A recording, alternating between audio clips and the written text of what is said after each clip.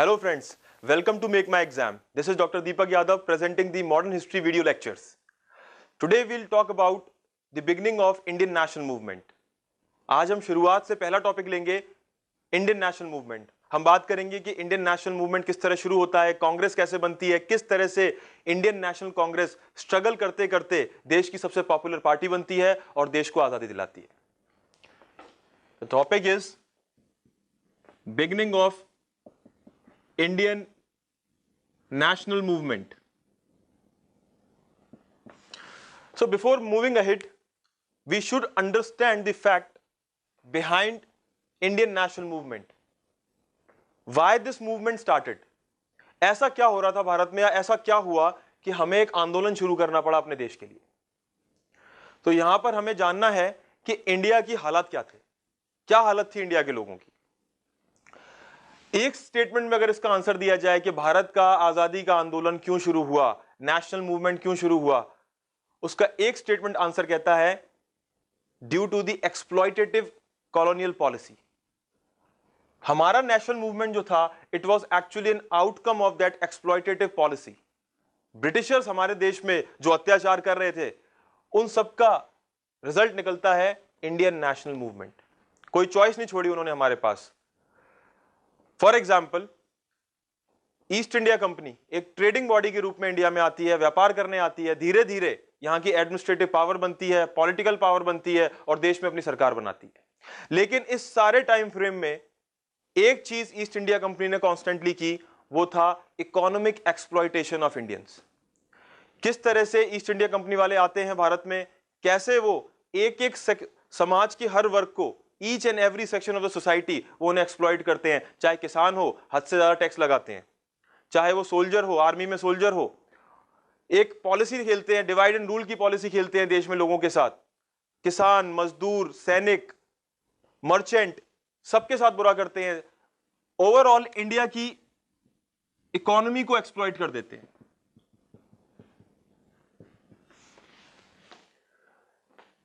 Each and every section of the society was economically, financially exploited. एक example के तौर पर किसान, अंग्रेज आते हैं, देखते हैं भारत का सबसे खुशहाल वर्ग है किसान, टैक्स लगाओ. इंडिया की इकोनॉमी, उसकी बैकबोन है एग्रीकल्चर, टैक्स लगाओ, टैक्स कलेक्ट करो, पैसा कलेक्ट करो, विदेश भेजो, अपने देश इंग्लैंड भेजो.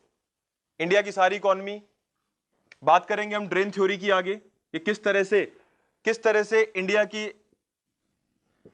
इकोनॉमी को बर्बाद करके ब्रिटेन अपनी इकोनॉमी को मजबूत बनाता है. तो कहने का मतलब यह है कि नेशनल मूवमेंट की जड़ें कहां से शुरू होती हैं, जहां इंडियंस के पास दूसरा कोई ऑप्शन नहीं बचता है. वो परेशान हो चुके थे अंग्रेजी हुकूमत से, किस तरह से एक्सप्लॉयटेटिव पॉलिसीज को वो झेल रहे थे. फाइनली उनके पास कोई ऑप्शन नहीं बचता है और वो नेशनल मूवमेंट शुरू करते हैं. हमारे देश के लीडर्स नेशनल मूवमेंट शुरू करते हैं. वजह सिर्फ यही नहीं थी, इसके साथ एक और वजह थी. ये वो वक्त था जब हमने दुनिया की तरफ देखा तो बाकी देशों में इस वक्त रिवॉल्यूशन चल रहा था, वहां पर उनके आंदोलन चल रहे थे. For example French revolution. ऐसे आंदोलनों से हमने सीख ली कि अगर उन देशों में रिवॉल्यूशन हो सकता है, उन देशों में नेशनल मूवमेंट चल सकता है, तो हम भी अपने देश के लिए नेशनल मूवमेंट शुरू कर सकते हैं. थोड़ा सा पीछे जाना चाहूंगा मैं इंडियन नेशनल मूवमेंट से. जैसा कि हम लोग जानते हैं, हमने सुना है 1857 की क्रांति, first war of independence in India. Indians इतने परेशान हो चुके थे ब्रिटिशर्स की पॉलिसी से कि एक रिवोल्ट होता है 1857 में. रिवोल्ट बहुत सक्सेसफुल चल रहा होता है, आगे बढ़ रहा होता है. अंग्रेज उस रिवोल्ट को कुचल देते हैं. आगे बढ़कर वो अपनी पॉलिसीज को और ज्यादा अत्याचारी बनाते हैं, और एक्सप्लॉयटेटिव पॉलिसीज लेकर आते हैं, और कठोर रवैया अपनाते हैं. और देखते ही देखते इन कुछ सालों में इंडिया की इकोनॉमी पूरी तरह से बर्बाद हो चुकी होती है. एक एग्जांपल मैंने आपको दिया किसान का, एक और एग्जांपल मैं देना चाहूंगा आपको मर्चेंट का. उस जमाने में हमारा मर्चेंट, कपड़ों का व्यापारी, उसका बनाया कपड़ा पूरे यूरोप में पॉपुलर था. अंग्रेजों ने जब यह चीज देखी कि इंडिया का मर्चेंट बहुत खुशहाल है, कपड़ा बनाता है, हमारे ही देशों में बेचता है और बहुत पैसा कमाता है, तो अंग्रेजों ने कुछ ऐसी टैक्स पॉलिसीज लगाई जिससे कि हमारे देश का मर्चेंट भी बर्बाद हो गया, किसान बर्बाद हो गया, सोल्जर परेशान है इंडियन आर्मी में, लेबर क्लास परेशान है. राजा महाराजा को अगर हटा दिया जाए तो अगर मैं जमींदार क्लास पर आऊं तो ऐसा कहा जाता है कि जमींदारों ने अंग्रेजों की हेल्प की, मदद की. ये सच है, लेकिन कुछ जमींदार अंग्रेजों से परेशान भी थे। इन जमींदारों से कहा जाता था कि आप जाओ किसान से टैक्स वसूल करो और हमें दो, अगर वक्त पर आपने टैक्स नहीं चुकाया तो आपकी जमीनों को हम जब्त कर लेंगे। तो कुछ हद तक जमींदार भी परेशान थे। तो बताना मैं ये चाहता हूं कि भारत का हर वर्ग अंग्रेजों से परेशान था, दूसरा ऑप्शन कुछ बचता नहीं था, इसलिए हमारे देश के लीडर्स ने नेशनल मूवमेंट शुरू किया। हम उसकी बात करेंगे। दो वजह मैंने आपको बड़ी बताई, उनमें से एक वजह है दूसरे देशों को हमने देखा वहां पर आंदोलन शुरू हो चुके थे और सक्सेसफुल फेज में थे। तो मैं बात करूंगा अब इंडियन नेशनल कांग्रेस की, कि इंडियन नेशनल कांग्रेस किस तरह बनी और इंडियन नेशनल कांग्रेस बनने के बाद ही हमारा नेशनल मूवमेंट आगे बढ़ता है। तो इंडियन नेशनल कांग्रेस क्यों बनी? लोग कहते हैं कि देश को आजादी दिलाने के लिए बनी, लेकिन यह सही आंसर नहीं है। इंडियन नेशनल कांग्रेस बनी कुछ और वजहों से, और वो वजह क्या थी? पूरे देश की डिमांड, अलग अलग लोगों की अलग अलग परेशानियां हैं, भारत के लोगों की कई परेशानियां हैं, गवर्नमेंट उन पर ध्यान नहीं दे रही है, वो सारी मांगे अंग्रेजों के सामने रखने के लिए एक ऑल इंडिया लेवल पार्टी बनी जिसे इंडियन नेशनल कांग्रेस का नाम दिया गया। लेकिन इंडियन नेशनल कांग्रेस के बनने से पहले कुछ और छोटी छोटी पॉलिटिकल ऑर्गेनाइजेशन और एसोसिएशन भी बनी थी। ये क्यों बनी थी? सेम रीजन, जो हमारे देश के लोगों की समस्याएं थी उन्हें किस तरह से अंग्रेज सरकार तक पहुंचाया जा सके, इसके लिए एक पॉलिटिकल प्लेटफॉर्म की जरूरत थी। तो अलग अलग प्रोविंसेस में, अलग अलग जगहों पर, बंगाल में अलग, पंजाब में अलग, ऐसे अलग अलग जगहों पर अलग अलग छोटी छोटी पॉलिटिकल एसोसिएशन बनने लगी और उनका मकसद था अपने एरिया के लोगों की, अपने राज्य के लोगों की समस्याओं को ब्रिटिश सरकार तक पहुंचाना। पर एक प्रॉब्लम थी। प्रॉब्लम यह थी कि ये जो छोटी छोटी एसोसिएशन और पार्टीज थी, they were so regional, they were so local in character. वो पूरे भारत की बात नहीं करती थी, वो सिर्फ अपने एरिया, अपने इलाके की, अपने राज्य की बात करती थी। दूसरी बात, these political associations, they were dominated by the rich and wealthy class. There was no mass participation, no middle class participation. For example, Indian national Congress बनने से पहले कुछ ऐसी एसोसिएशन बनी, उनके मैं नाम आपको फॉर एग्जांपल बताना चाहूंगा, जैसे कि land holders association, east India association, east India association बनाई थी दादा भाई नारोजी ने।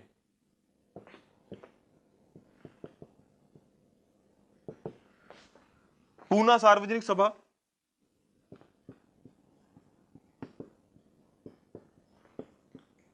महादेव गोविंद राणा ने बनाई थी पूना सार्वजनिक सभा। तो अब ये जो जितनी भी एसोसिएशन थी, they were so local in character, पूरे भारत की डिमांड नहीं रख सकती थी, plus dominated by rich and wealthy people, no mass participation, आम आदमी का तो उसमें पार्टिसिपेशन था ही नहीं।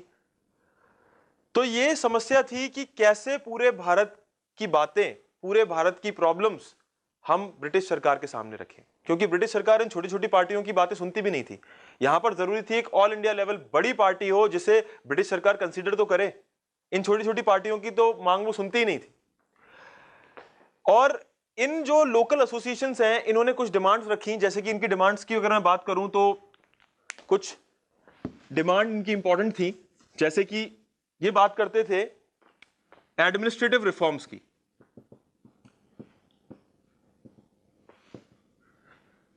एडमिनिस्ट्रेटिव रिफॉर्म्स की बात करते थे, इंडियंस के एसोसिएशन की बात करते थे विद द गवर्नमेंट के एडमिनिस्ट्रेटिव रिफॉर्म लेके आओ, बदलाव लेके आओ, अब तक सरकार आप लोग ही चलाते थे, हमें भी मौका दो, हमें भी एडमिनिस्ट्रेशन में शामिल होने दो।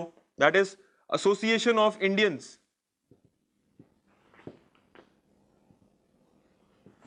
With the government. बात करते थे लोग एजुकेशन की,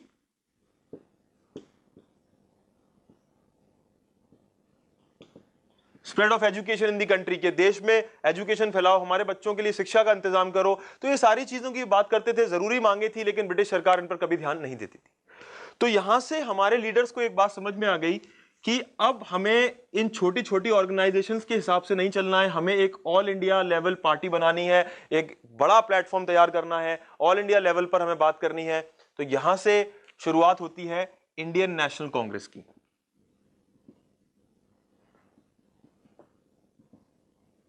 इंडियन नेशनल कांग्रेस 1885, 1885, ये याद रखिएगा, 1885 में इंडियन नेशनल कांग्रेस बनती है। क्यों बनती है? ऑल इंडिया लेवल ऑर्गेनाइजेशन, देश की पहली all India level party.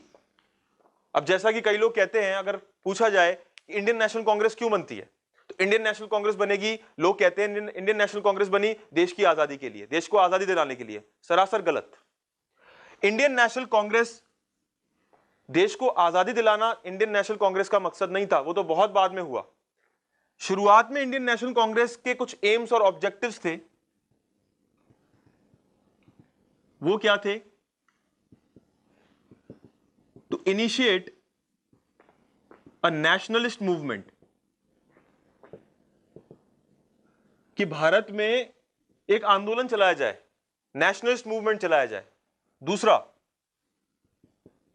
To politically educate the people, लोगों को जागरूक बनाओ, पॉलिटिकली उन्हें अवेयर करो कि आपके साथ क्या गलत कर रही है सरकार, क्या आपके अधिकार होने चाहिए, कैसे आपको देश के आंदोलन में जोड़ा जाए। लोगों में unity, to unite the people together. और सबसे बड़ी बात और सबसे जरूरी बात, एंटी कॉलोनियल प्रोपेगेंडा शुरू करना। मतलब अंग्रेजों ने जो कॉलोनियल पॉलिसीज अपना रखी थी, उसके लिए लोगों को, उसके खिलाफ लोगों को जागरूक करना और उस प्रोपेगेंडा को आगे बढ़ाना, लोगों को बताना कि ब्रिटिश की जो कॉलोनियल पॉलिसीज हैं वो कितनी गलत है।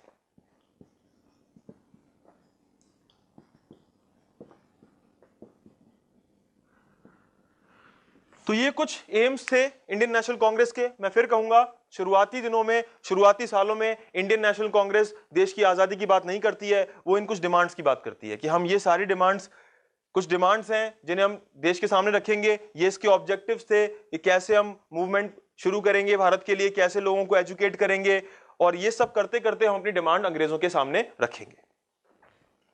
अब हम बात करेंगे कुछ facts, exam point of view से कुछ फैक्ट्स इंपॉर्टेंट हैं इंडियन नेशनल कांग्रेस के बारे में, हम उनकी बात करेंगे। सबसे पहली बात, इंडियन नेशनल कांग्रेस कहा जाता है, एक नाम आपको याद रखना है, इंडियन नेशनल कांग्रेस के टाइम पर लॉर्ड डफरिन के टाइम पर इंडियन नेशनल कांग्रेस बनती है 1885, 1885 में। दूसरी जरूरी बात, फर्स्ट सेशन, पहला सेशन इंडियन नेशनल कांग्रेस का कहां होता है? बॉम्बे में। President was WC Banerjee. कितने लोग आए थे पहले सेशन में? 72 पीपल। जैसे कि अगले सेशन की बात करूं, इंडियन नेशनल कांग्रेस का अगला सेशन 1886 में होता है, वहां इनकी संख्या बढ़कर 436 हो जाती है, 436। हमें ये नंबर याद नहीं रखना है, हमें ये 72 वाला नंबर याद रखना है, क्योंकि पहला सेशन था, इंपॉर्टेंट है, कितने लोग इकट्ठा हुए थे? 72। देखते ही देखते कुछ ही सालों में ये नंबर बढ़ के हजारों में चला जाता है। बताना मैं आपको ये चाहता हूं कि कैसे इंडियन नेशनल कांग्रेस एक पॉपुलर पार्टी बनती है। फर्स्ट मुस्लिम प्रेसिडेंट,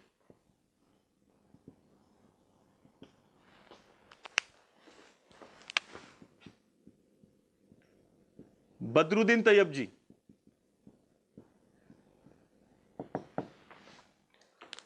पहली औरत जो इंडियन नेशनल कांग्रेस की प्रेसिडेंट बनी,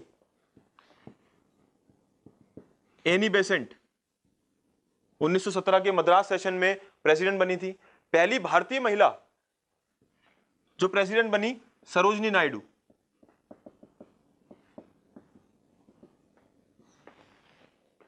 इंडियन नेशनल कांग्रेस का आखिरी सेशन, लास्ट सेशन, जयपुर, 1948। कुछ जरूरी चीजें हैं जो आपको कांग्रेस के बारे में पता होनी चाहिए। तो पहला सेशन कितने लोगों ने अटेंड किया, पहले प्रेसिडेंट कौन थे, पहले मुस्लिम प्रेसिडेंट कौन थे, Annie Besant, Sarojini Naidu. Last session, खास बात, कुछ अंग्रेजों को भी इंडियन नेशनल कांग्रेस का प्रेसिडेंट बनाया गया था। तो पहले ऐसे अंग्रेज जो इंडियन नेशनल कांग्रेस के प्रेसिडेंट बनते हैं, जॉर्ज यूल।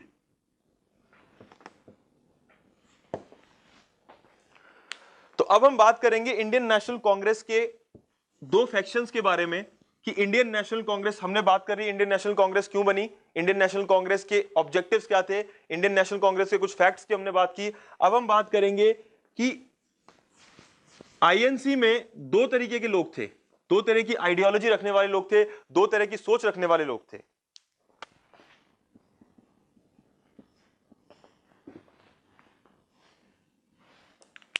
पहले मॉडरेट्स,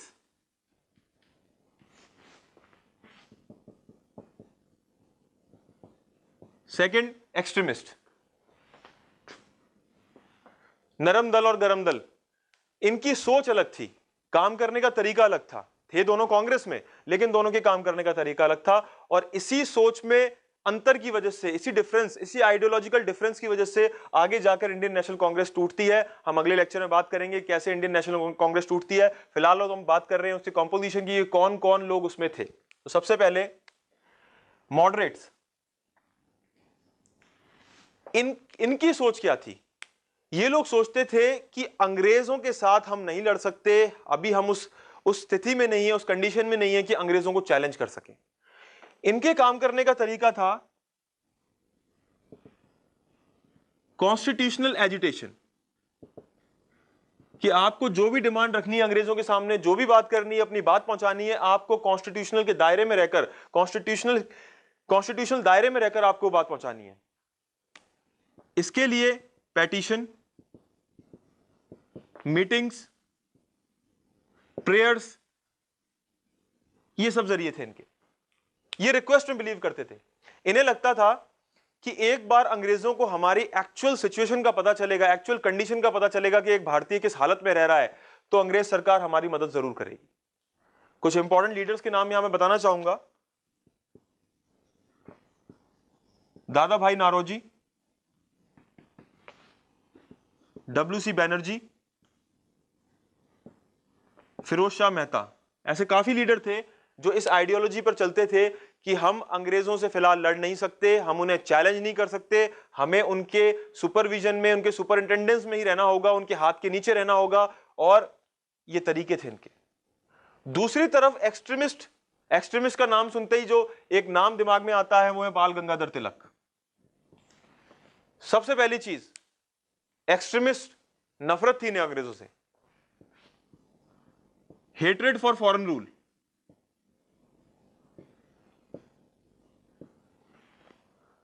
इनका कहना था हमें स्वराज चाहिए, इनकी आइडियोलॉजी थी स्वराज, और इस स्वराज के लिए हम सेल्फ सेक्रीफाइस इनकी आइडियोलॉजी थी कि स्वराज को हासिल करने के लिए हम अपनी खुद की कुर्बानी देने से भी नहीं चूकेंगे। तो सेल्फ सेक्रीफाइस। तो यहां आप देख सकते हो इंडियन नेशनल कांग्रेस में दो फैक्शंस, मॉडरेट्स और एक्सट्रीमिस्ट। जहां मॉडरेट्स सरकार के अंडर रहकर काम करना चाहते हैं, उनकी डिमांड क्या है? They wanted constitutional reforms, constitutional reforms की बात करते थे।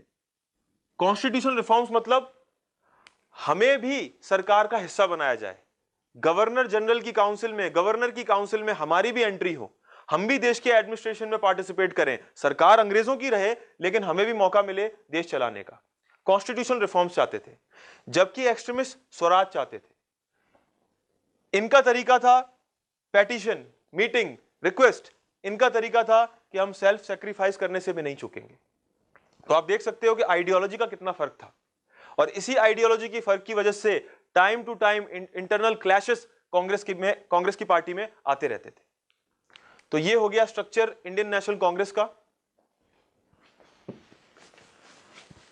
अब हम बात करेंगे मॉडरेट्स की, क्योंकि शुरुआती दौर में 1885 जब कांग्रेस बनती है, 1905 तक कांग्रेस में किसका दबदबा रहा? मॉडरेट्स का।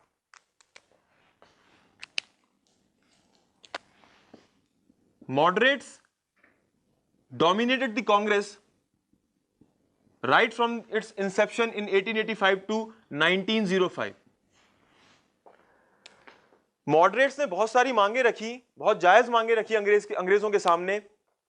कुछ लोग कहते हैं कि मॉडरेट्स भारत के आंदोलन में कुछ खास कर नहीं पाए, लेकिन ये मॉडरेट्स ही थे जिन्होंने भारत के आंदोलन को शुरू किया। कुछ डिमांड्स जो ये टाइम टू टाइम अंग्रेजों के सामने रखते थे, to reduce the land revenue. अंग्रेज सरकार जो टैक्स लगाती थी किसानों पर उसे कम करो। दूसरा, अंग्रेजों ने एक बहुत बड़ी आर्मी मेंटेन कर रखी थी। क्यों मेंटेन करना जरूरी था आर्मी को? हिंदुस्तान पर अपना कंट्रोल बनाए रखने के लिए एक बड़ी आर्मी चाहिए थी, और बड़ी आर्मी के लिए ज्यादा एक्सपेंडिचर चाहिए। तो आर्मी पर बहुत खर्चा होता था, बहुत एक्सपेंडिचर होता था आर्मी के ऊपर। इनका कहना था इस एक्सपेंडिचर को कम करो, इस खर्चे को कम करो, और बचे हुए पैसे को देश की गरीब जनता के लिए काम में लाओ, देश की गरीब जनता के लिए इस्तेमाल करो। यहां तीसरी जरूरी चीज, सॉल्ट टैक्स को अबॉलिश करने की बात करते थे। आपने सुना होगा डांडी मार्च, गांधी जी ने नमक बनाया था, इस तरह की आपने बातें सुनी होंगी। उन्होंने नमक के कानून को तोड़ा था। गलत कहा जाता है कि नमक बनाया था, उन्होंने नमक उठाकर उस कानून को तोड़ा था। तो हम बात करेंगे कि अंग्रेज सरकार कैसे, अंग्रेज सरकार की सॉल्ट को लेकर मोनोपोली थी, कैसे वो एक्सेसिवली हाई सॉल्ट टैक्स लगाते थे, तो उसकी बात करेंगे हम। तो ये मॉडरेट्स इसे अबॉलिश करने की बात करते थे। तो नो डाउट ये सारी वो चीजें थी, वो डिमांड सकते थे जिससे एक आम आदमी पर फर्क पड़ता है। अब रही बात की उनके कंट्रीब्यूशन की, कि मॉडरेट्स ने एक्चुअली में क्या क्या कंट्रीब्यूशन दिया है भारत के आंदोलन में, तो मैं आपको यहां एक बात बताना चाहूंगा कि मॉडरेट्स ही वो लोग थे, those people who actually for the first time expose the exploitative face of Britishers in India. पहली बार मॉडरेट्स लीडर ने हमें बताया था कि किस तरह से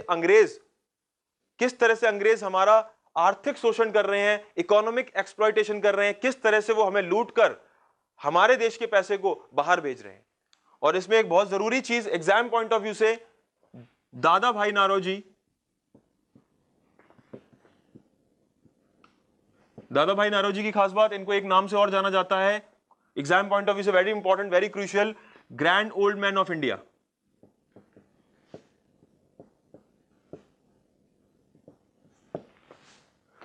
तो यहां पर दादा भाई नारोजी ने एक किताब लिखी थी जिसका नाम था poverty and un British rule in India. इस किताब में इन्होंने एक थ्योरी का जिक्र किया है, और उस थ्योरी का नाम है ड्रेन थ्योरी। एग्जाम में पूछा जाता है कि ड्रेन थ्योरी का जिक्र किसने किया, ड्रेन थ्योरी किसने दी थी? दादा भाई नारोजी ने। इस ड्रेन थ्योरी के जरिए ही दादा भाई नारोजी, जो कि एक मॉडरेट लीडर थे, उन्होंने ही समझाया देश को कि कैसे हमारा जो पैसा है वो ड्रेन हो रहा है बाहर, मतलब इंडिया का पैसा लूटकर किस तरह से इंग्लैंड भेजा जा रहा है। ये बात दादा भाई नारोजी ने बताई थी, जो कि एक मॉडरेट थे। तो मॉडरेट्स का बहुत बड़ा योगदान रहा, उन्होंने बहुत सारी मांगे रखी जिनका मैंने अभी जिक्र किया। यही वो लोग थे जिन्होंने भारत के नेशनल मूवमेंट को शुरुआत दी, उसे आगे बढ़ाया। उन्होंने ही अंग्रेजों का असली चेहरा लोगों के सामने रखा। तो ऐसी बहुत सी चीजें हैं जहां हम कह सकते हैं कि moderates were very important leaders. तो इस तरह से आज हमने पढ़ा कि आज पहला लेक्चर हमने देखा कि किस तरह से भारत का आजादी का आंदोलन आगे बढ़ता है, किस तरह से इंडियन नेशनल कांग्रेस बनती है, कुछ फैक्ट्स इंडियन नेशनल कांग्रेस के बारे में, मॉडरेट्स कौन थे, एक्सट्रीमिस्ट कौन थे, उनकी आइडियोलॉजी क्या थी, ड्रेन थ्योरी क्या थी, ये सारी बातें हमने की आज। आगे आने वाले लेक्चर्स में हम बात करेंगे कि किस तरह से इंडियन नेशनल कांग्रेस ने स्ट्रगल किया, स्ट्रगल करते करते वो देश की एक पॉपुलर पार्टी बनती है, किस तरह से इंडियन नेशनल कांग्रेस में फूट पड़ती है, स्प्लिट होता है, किस तरह से बंगाल का बंटवारा होता है, स्वदेशी मूवमेंट क्या था, मॉरले मिंटो रिफॉर्म्स क्या था, अंग्रेजों ने टाइम टू टाइम जो हमारे लिए कानून पास किए, हमें और तंग करने के लिए, हमें एक्सप्लॉइट करने के लिए उन्होंने कौन कौन से कानून पास किए, किस तरह से लखनऊ का हिस्टोरिक सेशन होता है, मुस्लिम लीग कैसे बनती है, मुस्लिम लीग का क्या पार्टिसिपेशन रहता है इंडियन नेशनल मूवमेंट में, किस तरह से नेहरू रिपोर्ट आती है, जलियांवाला बाग, गांधी जी किस तरह से पिक्चर में आते हैं। हम बात करेंगे एक एक टॉपिक की, साइमन कमीशन आपने सुना होगा। तो ये सारी चीजों का हम जिक्र करते करते 1947 तक बात करेंगे जब देश को आजादी मिली। I hope you liked today's lecture. Please like, share and subscribe.